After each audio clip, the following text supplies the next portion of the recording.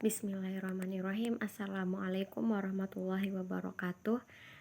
Baiklah, langsung saja. Perkenalkan, nama saya Ismiwati, NIM 190104033. Di sini saya akan mempresentasikan tentang sequencing DNA dan RFLP. Terlebih dahulu, saya di sini akan menjelaskan tentang latar belakang sequencing DNA. Pada tahun 1976 ditemukan teknik sequencing DNA yang dikembangkan oleh Alan Maxam dan Walter Gilbert di Amerika Serikat. Dengan metode yang ditemukan Maxam Gilbert ini memungkinkan seorang dapat mensequencing ribuan urutan pasangan basa DNA dalam waktu setahun. Beberapa tahun kemudian, teknik sequencing DNA yang baru diperkenalkan oleh Sanger. Yang kedua, tujuannya yaitu pertama, untuk mengetahui teori-teori tentang sequencing DNA. Yang kedua, untuk mengetahui prinsip kerja sequencing DNA. Yang ketiga, mengetahui manfaat sequencing DNA. Nah, kemudian di sini ada pengertian sequencing DNA.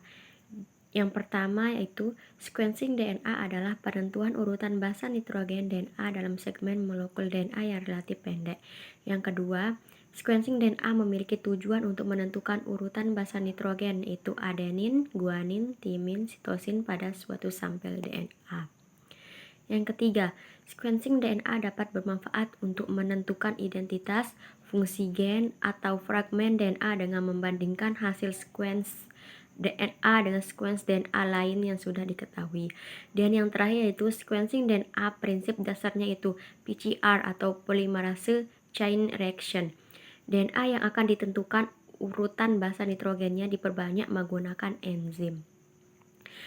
Adapun prinsip kerja yaitu metode sequencing Maxam Gilbert yaitu menggunakan urutan bahan kimia, metode Sanger itu menggunakan dideoxynukleotidae merupakan penghenti rantai.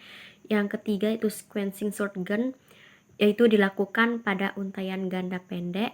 Proses kompleks membutuhkan waktu yang singkat dan potongan secara acak. Dan yang terakhir yaitu PCR atau proses enzimatik secara in vitro. Nah, yang pertama itu metode sequencing Maxam Gilbert. Metode yang dikenal dengan fragmen DNA secara kimiawi. Fragmen DNA yang akan di-sequencing diberi label pada salah satu ujungnya dengan fosfat radioaktif. Diterapkan pada DNA untai tunggal dan atau untai ganda. Prinsip dasarnya itu modifikasi secara kimiawi pada basa nukleotida tertentu dan pemotongan gula fosfat pada sisi yang berdekatan dengan basa yang dimodifikasi. Kemudian yang kedua yaitu metode Sanger. Yang pertama, metode sequencing DNA yang berdasarkan penggabungan selektif rantai terminating dideoksi atau DDNTP oleh polimerase DNA selama in vitro replikasi DNA. Dalam metode ini, 4 reaksi sintesis DNA terpisah dengan satu jenis DDNTP. Setelah reaksi PCR, fragmen DNA yang dihasilkan didenaturasi menggunakan primer berlabel atau radioaktif atau fluoresen. DDNTP bahan utama sintesis dan DDNTP yang menghentikan proses sintesis. Yang ketiga yaitu metode cycle sequencing.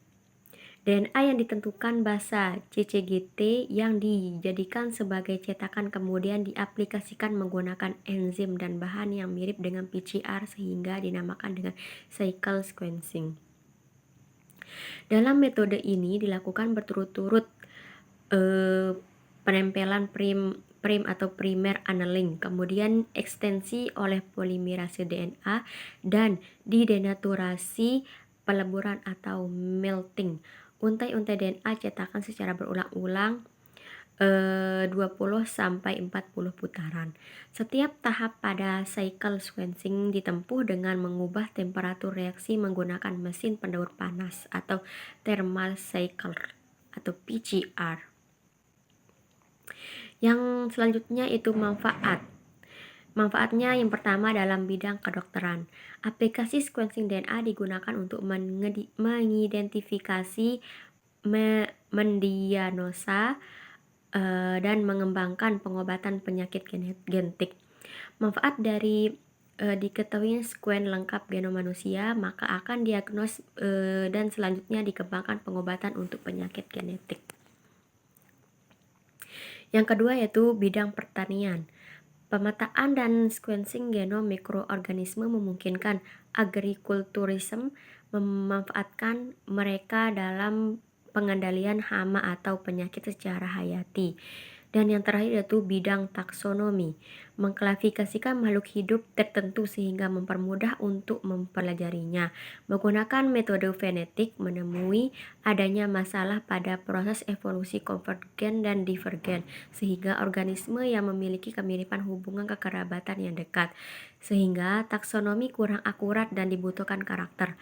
Habitat yang tidak berubah yaitu DNA, RNA, dan sequencing asam nukleat, sehingga data sequencing DNA tidak dapat dipengaruhi oleh penilaian subjektif, sifatnya digital dan siapapun dapat mengakses informasinya.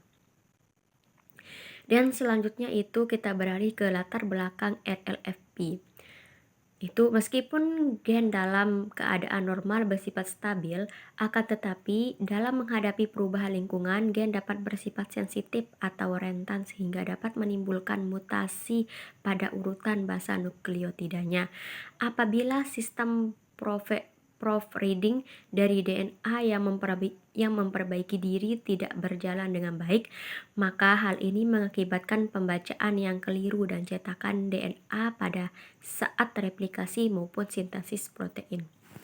Adapun tujuannya yaitu yang pertama, untuk mengetahui teori tentang RFLP, yang kedua untuk mengetahui prinsip kerja RFLP, yang terakhir itu untuk mengetahui manfaat dari RFLP.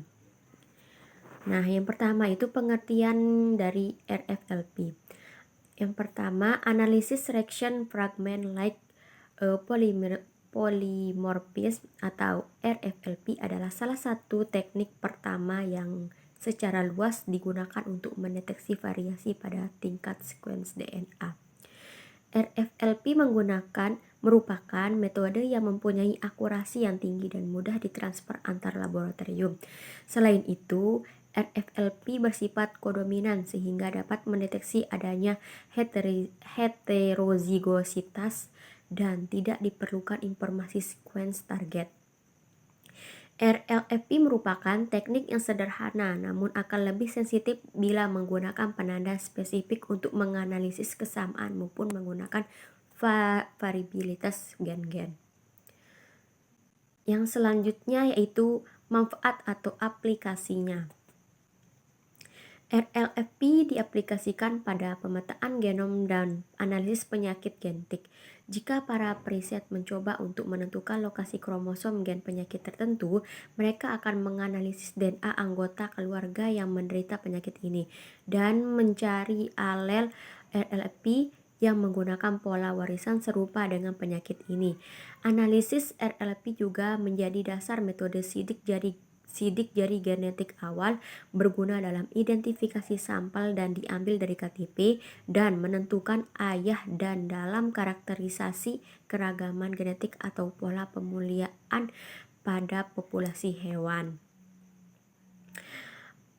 Aplikasi teknik RLP bisa digunakan untuk mendeteksi diversitas genetik, hubungan kekerabatan, sejarah domestikasi, asal dan evolusi suatu spesies, genetic drift dan seleksi, pemetaan keseluruhan genom, tagging gen, mengisolasi gen-gen yang berguna dari spesies liar dan mengkonstruksi perpustakaan DNA.